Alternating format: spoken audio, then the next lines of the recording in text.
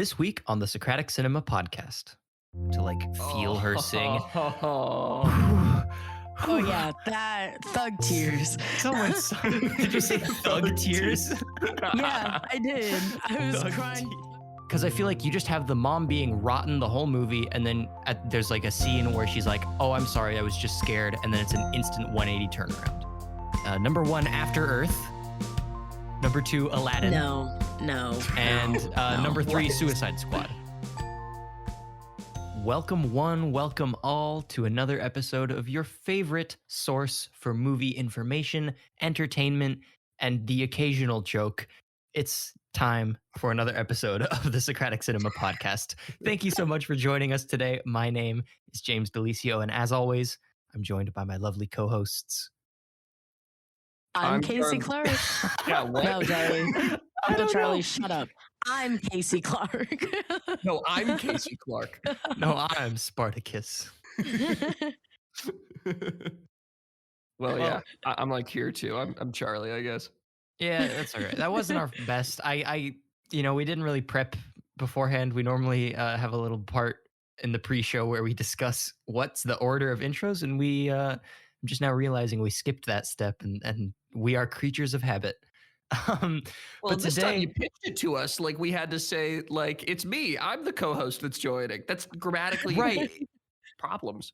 Yeah, I was kind of trying a new format out. I should have warned you guys. I literally said before, I was like, I don't have any fancy bits this time, and look at me doing fancy bits. Today, you may have noticed our absence last week, and we're very sorry. That's because we were in shock after the events that took place on Sunday night. We had to rest. Yeah. I didn't even say which Sunday, but you know what Sunday. I'm talking about the Oscars. God. One third of us actually watched them. Leave your guess in the comments which one that was. You're welcome. Hey.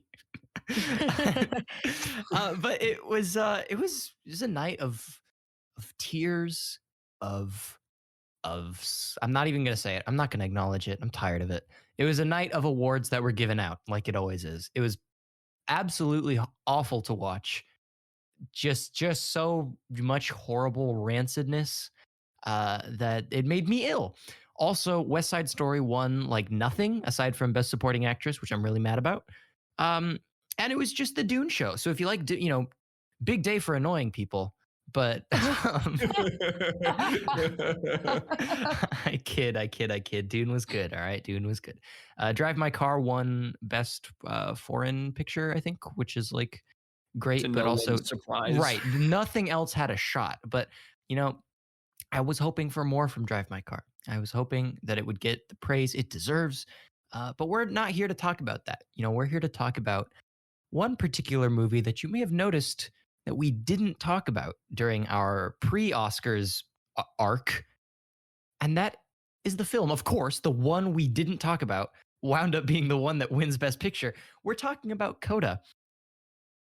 Yay. CODA. Yeah. CODA. But before we do that, we have some people to thank. We have a sponsor this episode. And the sponsor is you, dear viewer. You, the royal you, all of you collectively, but specifically those of you who give us money on patreon.com/Socratic Cinema. It's time for our patron thanks segment. And today I would like to give a personal thanks, not Charlie or Kasey. Notice how it's me thanking you. I would like to thank John DeLisio, Okay. Lisa DeLisio. Now you're interrupting me, Kasey. Really? I'm sorry. You can No, it's thank the fine. DeLisios. That feels like your bag. Yeah, all right. Kind of rude. John DeLisio, Lisa DeLisio, Samuel Copeland, Jeanette Clark, Heather and Michael Clark, Mariah Helm, Peter DeLisio, Roger Anderson, Hizzy Hay, Christopher Heatherly, Salvador Reyes, and Mr. SkullHammerSmash. Thank you all for your continued support. It means the world to us. We would not be here without you. And you are the wind beneath my wings. Thank you. Not mine, though. Back to our regularly programmed. Mine too. If you pay more money, you'll be the wind beneath my wings. Yeah, Kasey, just tag along. It's fine. Steal my line. It's fine. Yeah, whatever. Yeah. Yeah. All right. Guys, Do something about it. Bring us together, and you're fighting. I will bring I us. don't want to hear it from you, Charlie. It is usually y'all. I'm going to bring it all together right now by passing it to Kasey for your initial thoughts. on the film CODA? All right, I'll start off. Thank you. You're I welcome. really enjoyed it.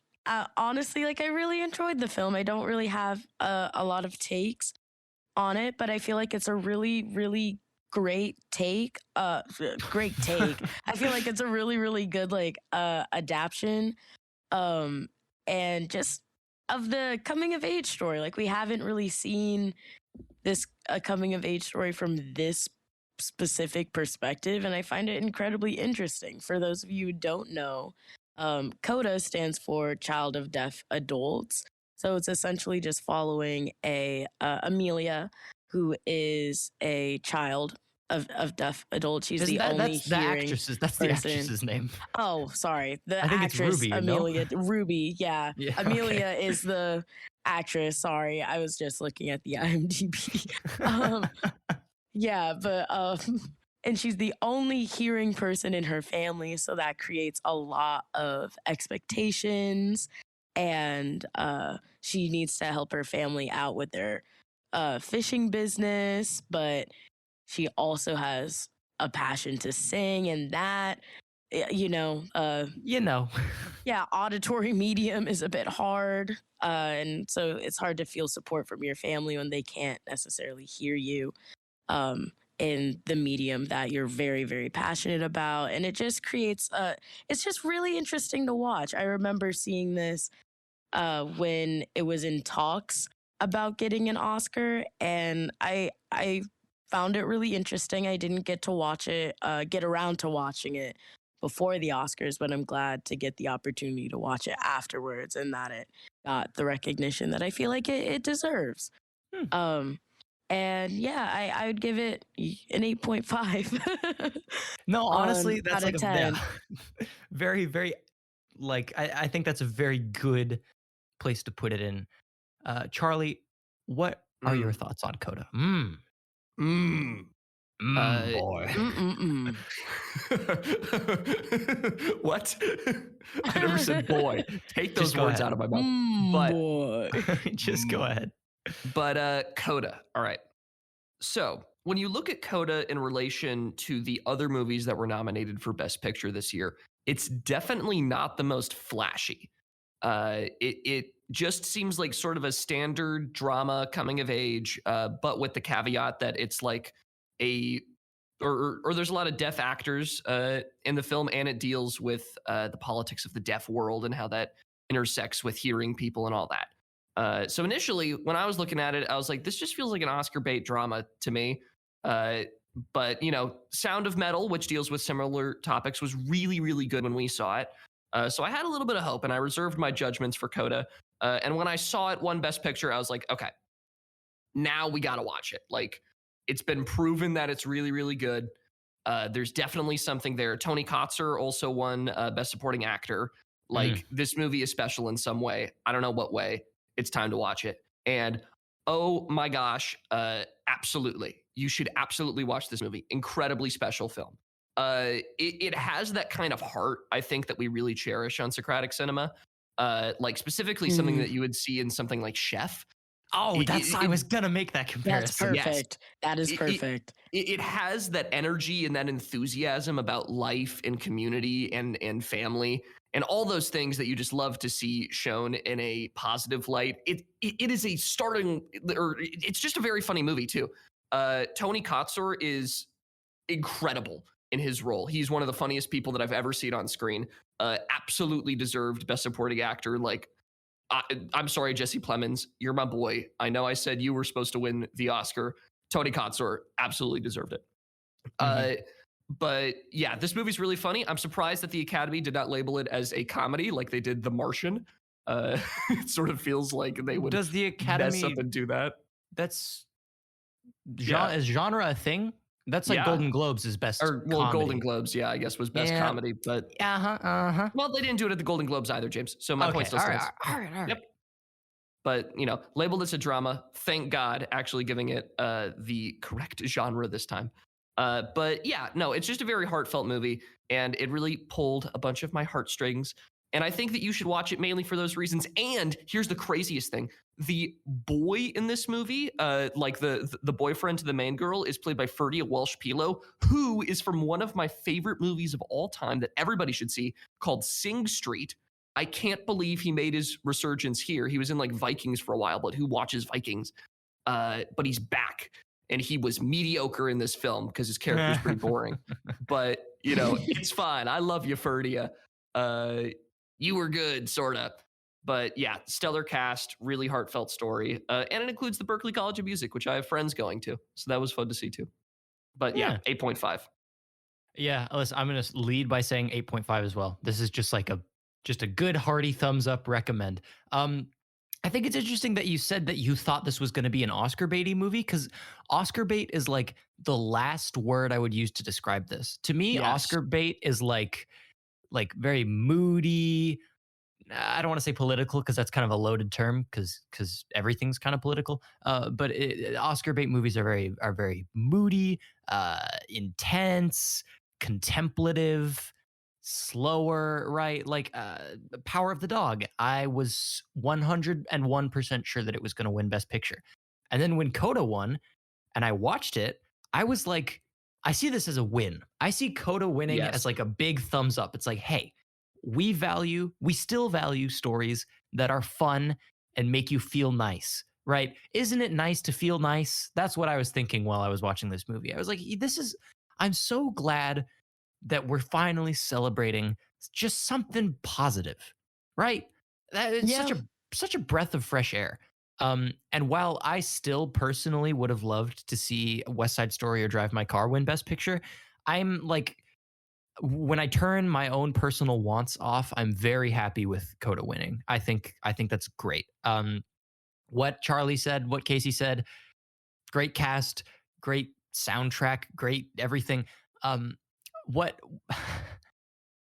I guess that's kind of the end of my takes, but leading us into the discussion, I'm struck. Did I go glitchy for a second there? I'm just curious. No. Nope, you're good. Can I Okay, say something about the soundtrack very quickly? Yes. Like just one take. Joni Mitchell's yeah. Both Sides Now is such a perfect pick for this movie. And like you Yeah. guys should listen to Joni Mitchell's Both Sides Now if you haven't already. I'm in a 60s rock class, so we listened to it. But it has all that same power, and all of the meaning of the song is very well portrayed in this film. So I'm glad to hear that. yeah. No, I was just going to say, I was struck by something that my father, recurring figure on the Socratic Cinema podcast at this point, said to me after he watched CODA, which was that it feels a little bit like a Hallmark movie. But I don't see that.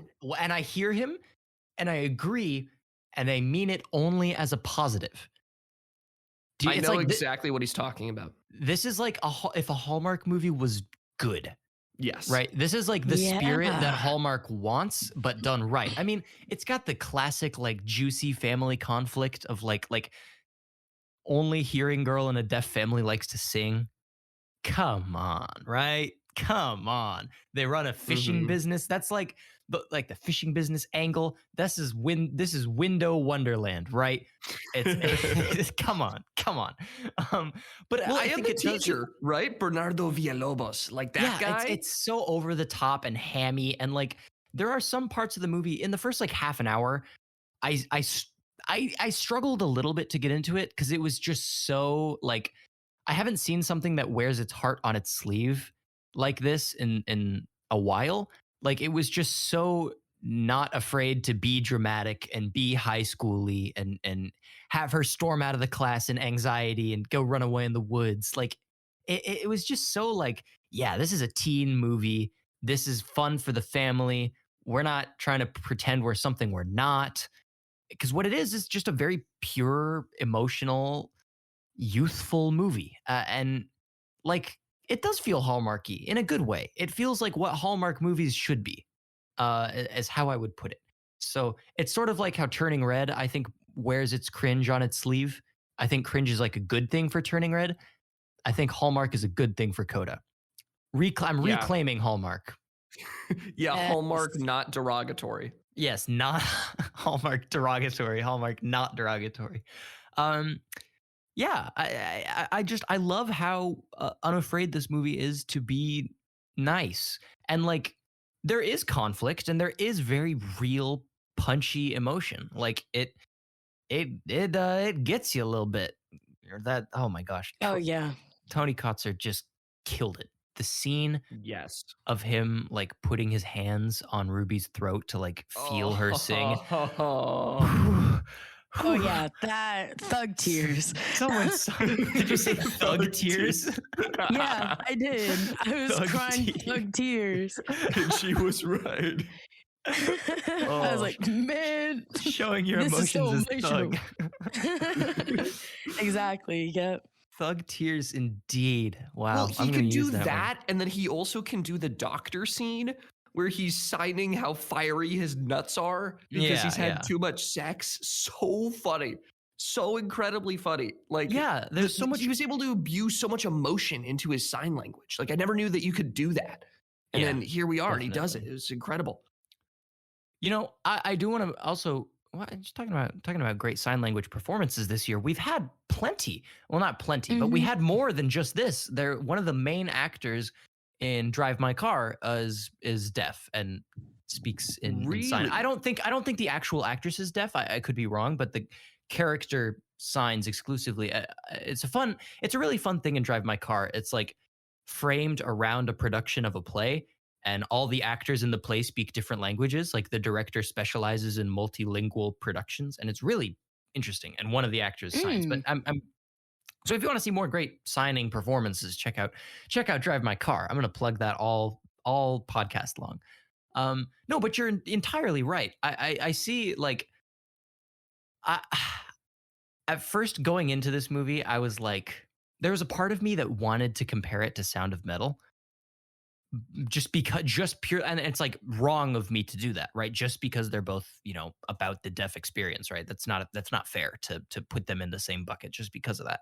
Um, However, I do in some ways feel vindicated. Like I wanted Sound of Metal to win Best Picture. That was my favorite movie of 2019, or was it 2020? I don't even remember anymore.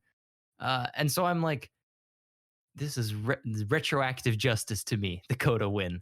All is right. Like I'm at peace now. Retroactive All is justice. right. Yes, all We're is now right a in the proper world. country. We're a real country. We're back on the good timeline now. I mean, I think it's sort of good to look at Sound of Metal and CODA as both being parts of the same fight for deaf representation in film. Like, yeah, and they do Yeah, different and things. I'm loving too. it. Yeah, It's yeah. great because even James, as you were saying, James and Charlie, that were super, super impressed with how expressive you can be when signing. So, like, I just love how when we talk about representation, it's always about, like, oh, well, it's going to be hard to work with them, or it's going to be hard to translate on screen. But now when we actually give space for this representation, like, you're consistently shown that there is no excuse because Yeah, he killed it. Like, there's no, like, okay, well, he's not expressive enough. it reminds No. me. Yeah. It reminds me a lot of Bong Joon Ho's acceptance speech for Best Picture Yep. for Parasite, when he was like, once you get over the 1-inch wall of subtitles, you experience a whole new world of film. And I feel like Totally. the movies like Sound of Metal and CODA and Drive My Car are doing that work as well. Like once you get over, it's the same thing. It's the 1-inch wall of subtitles, right? You just subtitle the signing, and that's it. Um, it's shocking how like little excuses there are for this kind of thing.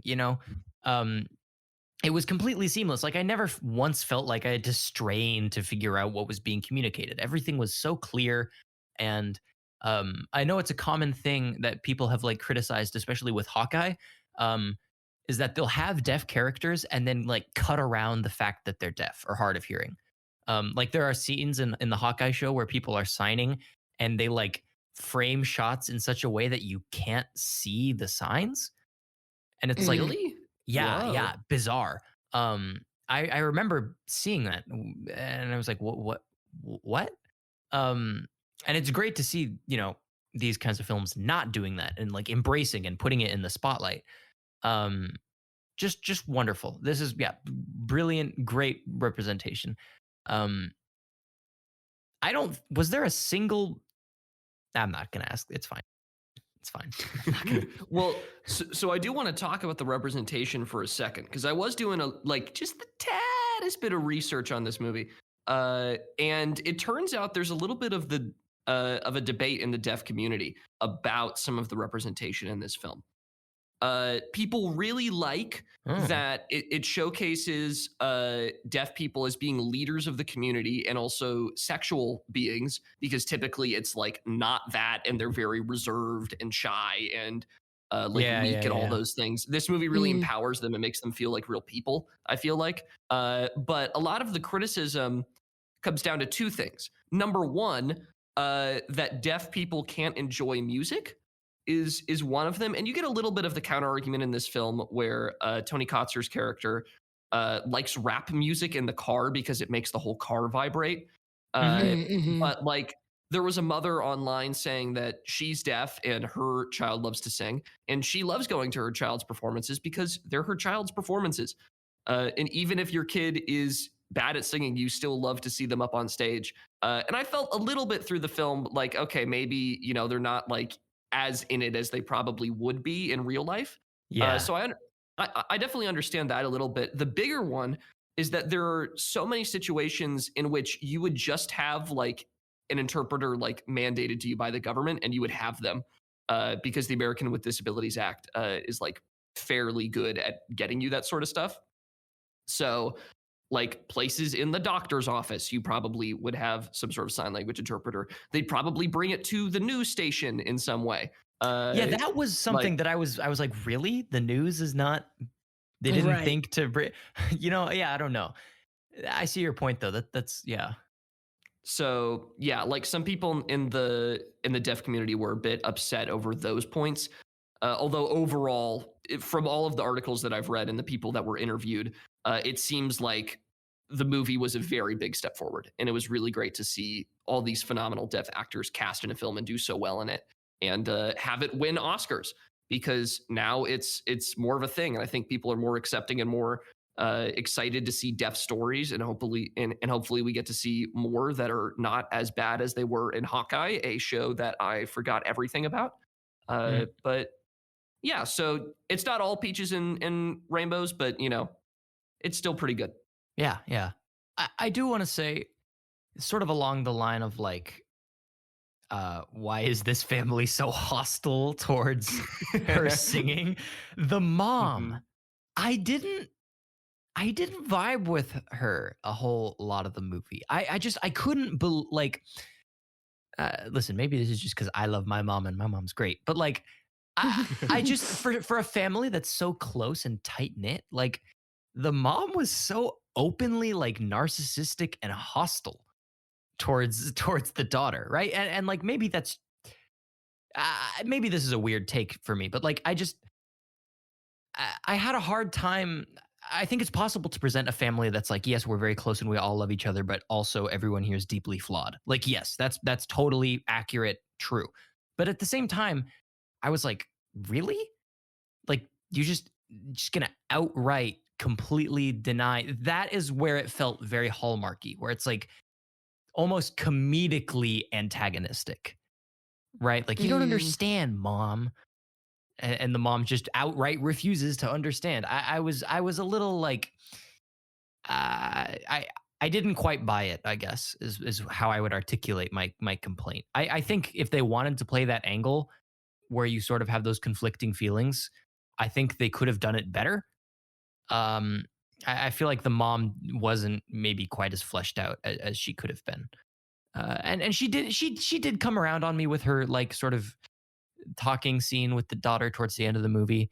Um, but I don't know. Uh, Mm.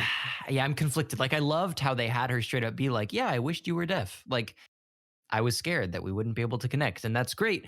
I wish I saw those sort of like that conflict come through a little more in ways that weren't just you want to abandon the family, you want to go sing, and you're singing because you hate us and we can't hear it. And it's like, what? No, Yeah. that I'm feels artificial. I don't know. Like the mom's character is consistent though. Like That's there's true. there's not a point at which she breaks character or does something that I think is completely out of line. Like a narcissistic person would say, I was so worried that we weren't going to connect, then go to the show where you're supposed to connect with your daughter who loves singing and talk about dinner.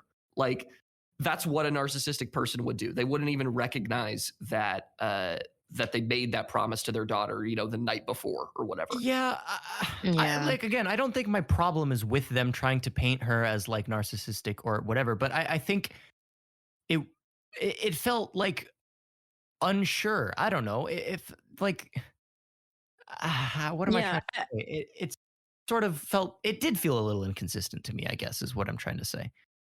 I that's don't. fair. I think watching it for me, I definitely similarly to Charlie, I'm like, okay, it definitely seems like she's just projecting. Like the mom's projecting.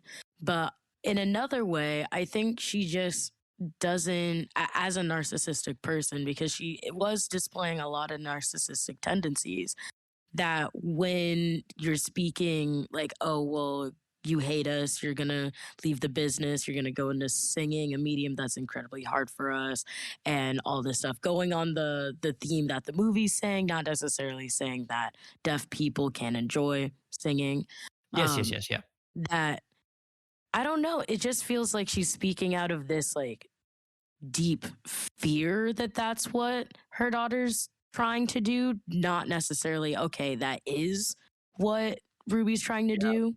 Like she's like, okay, Yeah, well, yeah. I'm assuming, or that as the only hearing person, like you're trying to separate yourselves more, and it's already hard for me to connect. And I was expecting to connect on this level of us both being deaf individuals, and now you're moving farther away even into your career. So like Yeah. I'm losing the familial career I where it would yeah, be like it's an obligation to be here. But that's just kind of how I read it. Do I think no, it's right? I think Read that's it, I think watched that is it. right. Like I think that's the right viewing. I guess I just like everything you're saying makes sense and I agree. I think my problem is simply just that I tend to not see the worst in people by default. And so Fair. when I see this character that does, I'm just very like, do real people do this? Like, is this like, I, Yes. I don't know. I don't know. I mean, probably. Yeah. This is my worldly inexperience and curse my tendency to surround myself with good people. Um, but it's like, I have like, it feels hallmarky. I don't know. It feels like it wasn't as like there could have been some more nuance behind it. Cause I feel like you just have the mom being rotten the whole movie, and then there's like a scene where she's like, "Oh, I'm sorry, I was just scared," and then it's an instant 180 turnaround. Like I could have used some more subtleties and complexity, and like seeing that push and pull a little more. And this going off of that, I just want to say I feel like there was a lot of how do I say this? There was a lot of selfishness in this movie. There was a lot of like there's one point where they go out fishing, and this isn't even really meant as a dig. This is more just like humans acting like humans, where they go out on the boat and Ruby decides to skip work without telling anybody to hang out with her boyfriend, and because she's not there, they get their fishing license revoked and the Coast Guard comes and it's a big deal. And Ruby comes home and's like, "You're trying to pin this on me? This isn't my fault." And the dad's like, "If you had told us, we could have found an interpreter." And she's like, "You're trying to blame me. It's not my fault." And the whole time I was sitting there, I was thinking, Ruby, I love you. This is entirely your fault. Like, this one is on you. You should have told them. There's no reason for you to not tell them. The dad was literally like, "If you told me, it would have been fine and we could have found someone to come out with us. But you didn't even tell us that you weren't coming to work." And I was like, "Yeah, but listen, Ruby, this one's on you." I don't know. Yeah. It is pretty stupid of the dad to go, okay, this is the day that the observer is going to be on deck, right? And we can't communicate with the observer at all. And we also haven't like officially registered the fact that we're deaf, right? So Like, it's just stupid for the dad to not have a backup plan ready, I feel like. And it sort of shows their reliance on Ruby. Like, Ruby skipping work should be a normal accepted thing. The pressure that they put on Ruby throughout the entire film, she's so mature for her age. She should not have all of that responsibility on her at 17. I agree. That's nuts to me. I totally agree. But I'm just and that's our whole saying- thing is there's this metaphor of weight that goes on in the entire film. Like, and I love the sign for it too, because it's such a physical action where she like puts it on her shoulder. And in that scene that you're talking about, she says, "Don't put this on me," and she like puts the weight onto her shoulder. And it's just like one thing after another has to pile up for her so that she has all these responsibilities. Before, she wouldn't have had a second in her day to actually relax with that boy or do anything with anyone, because she was going to her singing lessons and fishing the boat at 3 a.m. Like, that's nuts. The fact that your teenager's going to rebel, like, I feel like that should be accepted. And they should have found, like, this is another thing in the movie. This is one of the situations where there would probably be an interpreter somewhere. Like, it's Yeah. I guess I'm just saying, like this is an everyone sucks situation, not a I'm Ruby, I'm entirely blameless, and you guys are entirely wrong. It's like, no, Ruby, literally, like, it's the fact that the dad said, "Hey, if you told me, it would have been fine, but you didn't tell me." Clarity is charity. Communication is key, right? Like, here's the other thing. What would have happened if she told him? Would he go, "Oh yeah, no, that's fine. Please skip work"? Or would he have gone, "Really, we need you tomorrow. We really need you tomorrow"? He would have guilt tripped her into going.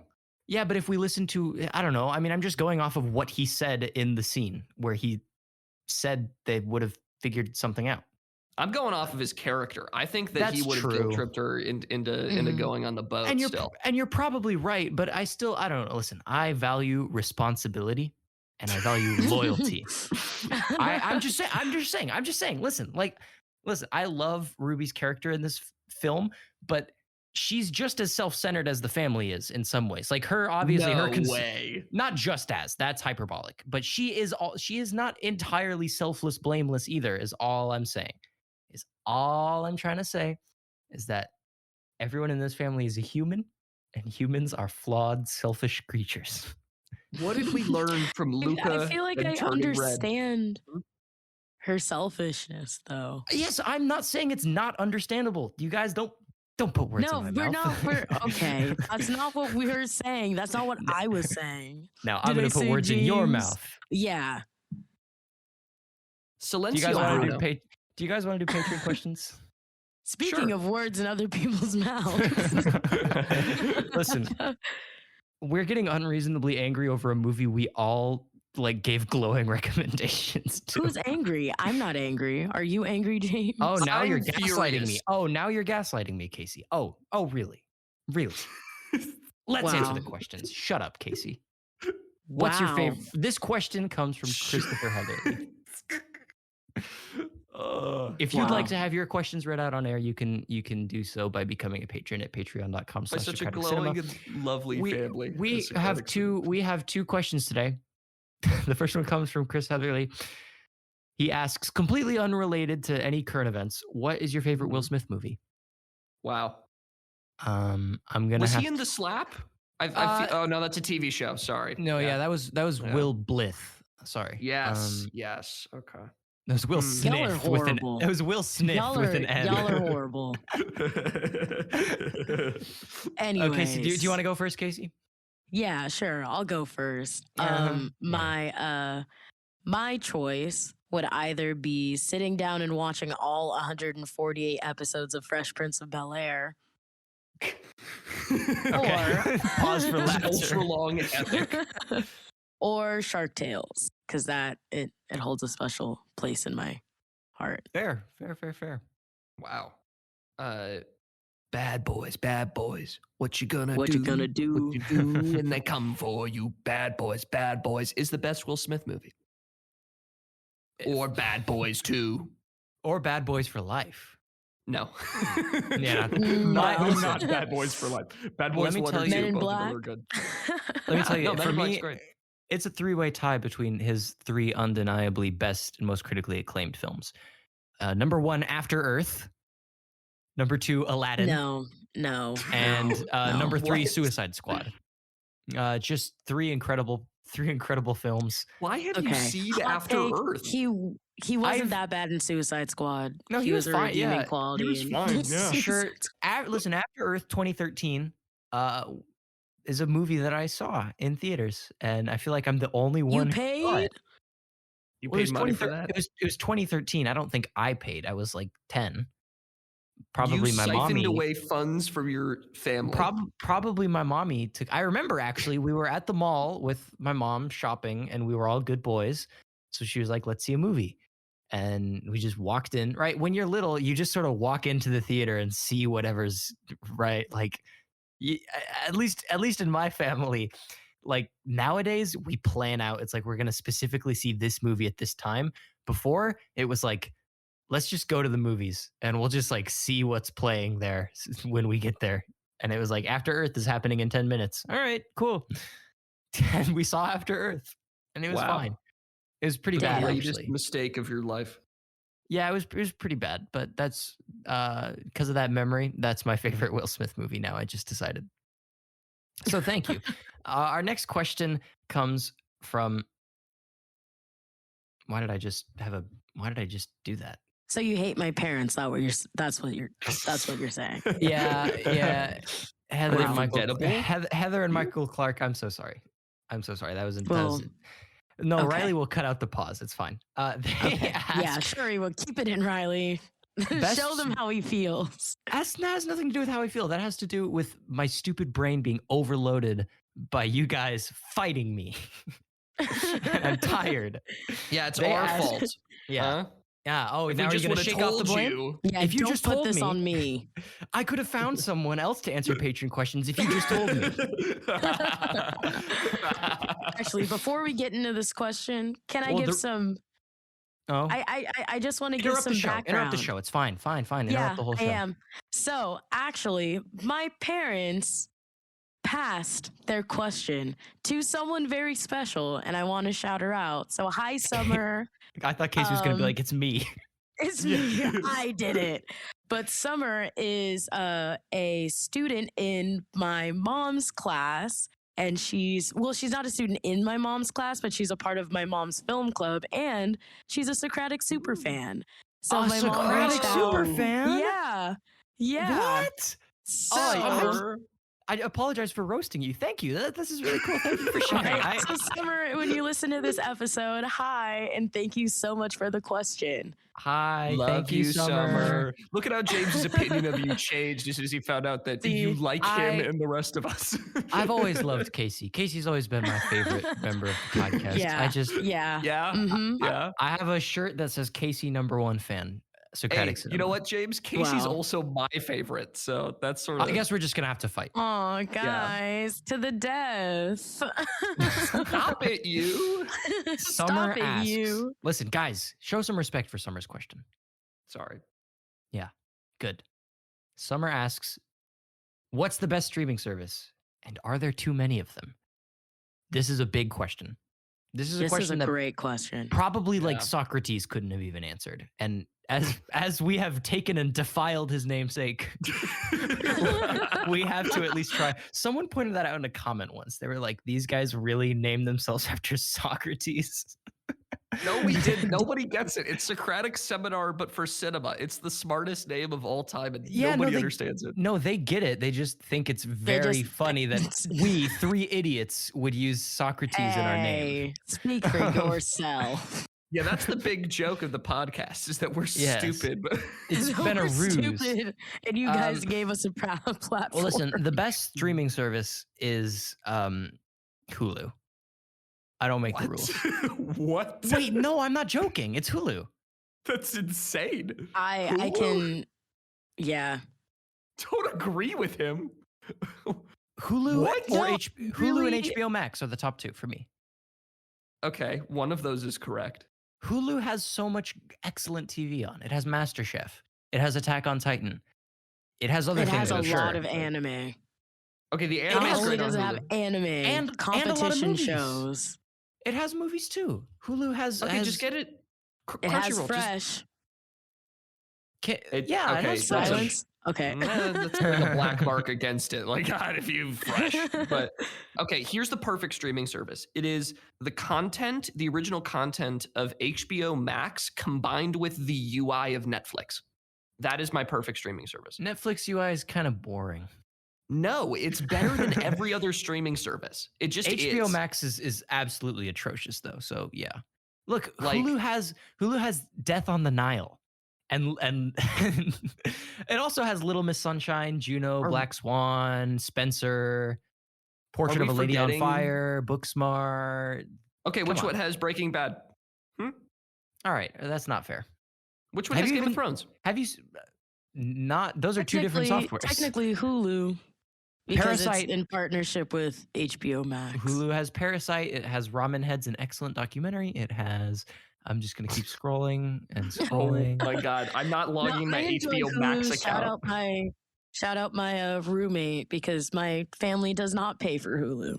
But Listen, I shout wouldn't out be able Hulu. to Hell yeah. experience Hulu without you, Izzy. So thank you. Yarg. Yarr.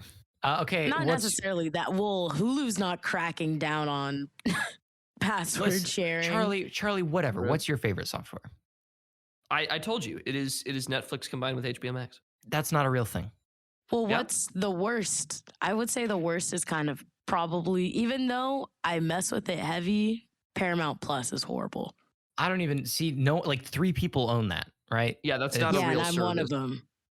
Sad. Yeah. It's you and your How is parents. it sad? Okay, Peacock is worse though.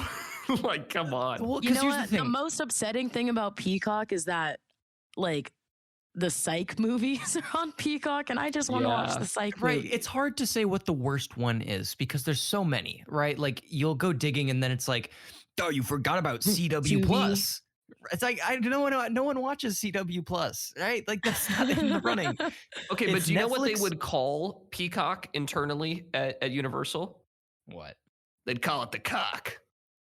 Hey, Peacock. hey, What? hey, It's the Go- bird, James. go put some soap in your mouth. It's the bird. Oh my This Uh-huh. guy doesn't All right, understand birds. I The- thought you were the a bird answer- watcher. There's a second half of the question. Are there too many streaming services? Yes, absolutely. This is collusion. This is not a Collusion. monopoly, not a monopoly, but what's it called? It's a When there's- splicing. Like an oligopoly. Oligopoly. Yeah, it's an oligopoly, right? I hate it. Why can't we put them all into one service that No. I So will call stupid. James Movie? And they put all Called convenience. they put all the movies on there. Because there's Hulu, Netflix, HBO Max, Apple TV, Paramount Plus, Canopy, Peacock, CW Plus, Disney Plus, right? No, that's too many. That costs like $1 million. This is literally collusion. They scatter up what people want to see so that they have to pay a bunch of Mhm. different fees. It's unreasonable. It's And then they unreasonable. start raising it, looking at you, I've- Netflix. It's I- not unreasonable. It's Yes, it is. You are a bootlicker. the amount of Yeah, suck, No, no, no, suck no. the rubber off that soul, Oh boy. my god! The bow amount of down content to your that you're corporate getting for overlord. $11. Just choose like 3. That's no, all you no, have no, to do. not even $11. How much is cable? How much is cable a month? No one I watches. know, Shut I up. know it. Nobody watches cable. I mean, Okay. technically, my family's been stuck with cable because we Get refuse an to switch amount- over to. Anyways, I'm sorry. I'm Find sorry, your Mom. I cable shouldn't have said price. that. That is your monthly streaming allowance. That is how much you can spend on streaming services. Is how much you would normally spend on cable. But then you also have to have like Spotify and stuff. I don't have Spotify. I live my life without Spotify. I You're the forgot you- corporate overlord I if you're forgot you- licking Spotify's boot. I forgot you don't listen to music, which is arguably the weirdest thing I've heard anyone say ever. I sort of listen to Bruh. music on YouTube. Premium YouTube autoplay. Netflix NPR Tiny is Desk $20. concerts kind of slap. How much Yeah, is don't Netflix? pay. $20 a month now Okay, That's for premium. premium. What's premium? So that's watch all you want, ad free. That's just like That's regular Netflix. it's like regular Netflix, like best quality resolution 4K and HD. Like you get multiple, like you can share it on multiple screens. or have your account logged in multiple This places. is like what Disneyland did when they got rid of fast passes and they made tickets more expensive. And yeah, this is Yes. ridiculous. Disneyland getting rid of fast passes is the dumbest thing to ever happen. But That was horrible. $20 for Netflix seemed like I'd pay $20 for Netflix a month. That is a fair trade. Plus in my Hulu, mind. plus Disney, plus Paramount, plus HBO Yeah. Max. It adds up. It adds up. Who buys Paramount Plus? Who would do Just that? saying it adds up. Well, so yeah, someone asked me, was like, have you seen the Halo show? It's on Paramount Plus. And I was like, no. Laughs in their Why? face. Why would anyone watch well- the Halo show? So the answer is yes, there are too many streaming services. Wait for James' movie to come out and buy a subscription to that, and it'll have everything.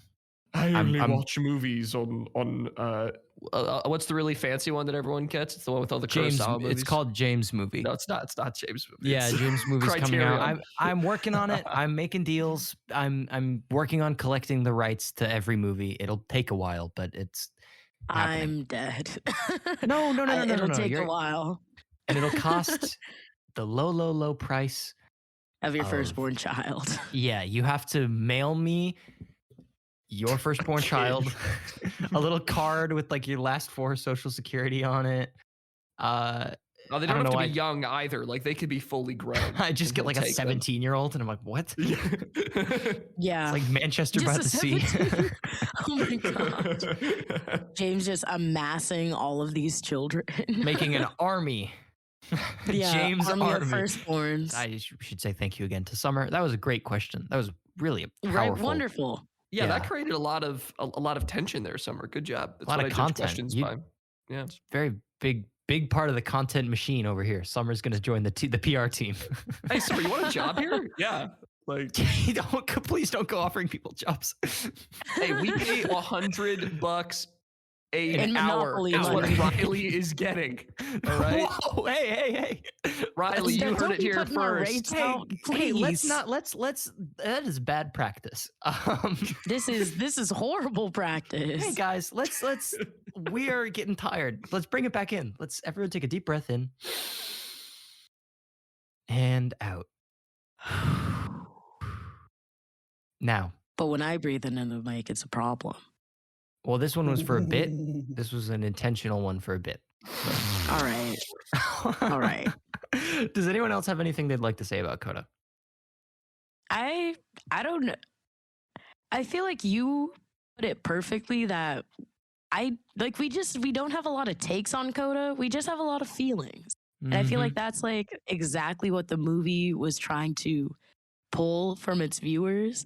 So I don't think it's necessary. Like we could talk about the cultural impact, which I feel like we have, but outside of wrapping it up and being like, oh yeah, it has Hallmark tendencies. It's a Hallmark movie done right.